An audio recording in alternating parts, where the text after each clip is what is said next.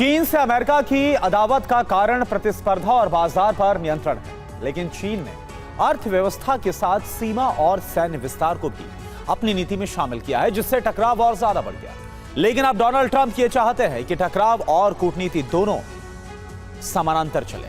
अब ये कैसे होगा, आप देखिए इस रिपोर्ट को। इस समय रूस और चीन की डिप्लोमेसी एक नए आयाम पर है। इसी डिप्लोमेसी की वजह से चीन को अमेरिका के भारी टैरिफ का सामना भी करना पड़ रहा है। लेकिन चीन ना तो अमेरिका के सामने झुका है, ना ही इस टैरिफ से उसकी अर्थव्यवस्था को ज्यादा असर पड़ा है, जिससे हालात इतने बदल गए हैं कि ट्रंप के लिए कूटनीति की जमीन तैयार करना जरूरी होगा।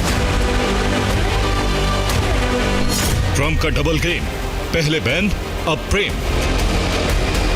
दरअसल अमेरिका से टकराव के मोर्चे पर चीन सिर्फ रूस के पक्ष में खड़ा देश नहीं, बल्कि ताइवान, जापान, दक्षिण कोरिया, ईरान, पनामा और वेनेजुला जैसे फ्रंट पर भी दोनों टकराव के मोर्चे पर खड़े। यही वजह है कि अब इस टकराव को टालने के लिए ट्रंप दोहरी रणनीति के तहत चीन के साथ संबंध सुधारने में जुटे। यानी चीन पर टैरिफ और बैन बरकरार रहेंगे, लेकिन कूटनीति की नई शुरुआत करने के लिए भी वो तैयार है। और इसकी पुष्टि खुद अमेरिका के राष्ट्रपति डोनाल्ड ट्रंप ने एक प्राइवेट न्यूज चैनल के जरिए की, जिसमें उन्होंने बताया कि वो चीन के राष्ट्रपति जिनपिंग से मिलने वाले हैं। जिनपिंग से ये मुलाकात 2 हफ्ते के अंदर हो जाएगी और मुलाकात के लिए जगह चुनी गई है दक्षिण कोरिया। वही दक्षिण कोरिया जो अमेरिका और चीन के बीच टकराव का एक मुद्दा है। लेकिन इस मुलाकात का विषय और भविष्य क्या होगा, ये किसी को नहीं पता। फिर भी ट्रंप ने एक संकेत दिया है।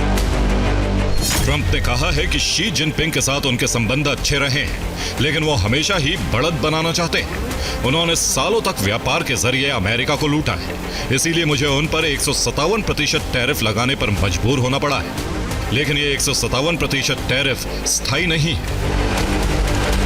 यानी ट्रंप एक ऐसे समझौते के लिए चीन के राष्ट्रपति से मिलने वाले हैं जो दोनों देशों के बीच व्यापार को सरल कर सकता है, लेकिन इसमें सीमा और संप्रभुता जैसे मुद्दे शामिल नहीं रहेंगे, जिसका प्रमाण है दक्षिण कोरिया में अमेरिका की विशाल मिसाइल की तैनाती और चीन का अमेरिका पर खनिज नियंत्रण की इच्छा रखने का आरोप।